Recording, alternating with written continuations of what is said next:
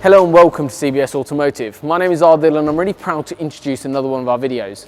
Today's video is focusing on a Ford Puma that we've upgraded with heated seats. If you're new to our channel, make sure you hit that subscribe button below. What it will do, it will keep you up to date with all of the latest videos that we're carrying out in terms of installations as well as some product reviews.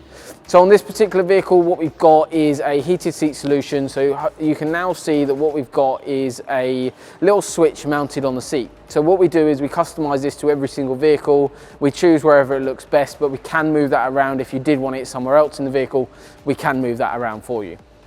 If you're interested in getting a solution like this installed, all our work gets carried out from workshop facilities in Cambridge.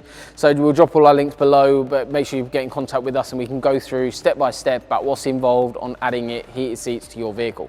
On this particular vehicle, what's involved is basically stripping down the outside of exterior of the seat, and then we lay a carbon fiber pad into the actual layer itself underneath there, and then that's all controlled by a little rocker switch. You just press the low button if you want it on low, and then you've got off, and then you've got a high solution as well.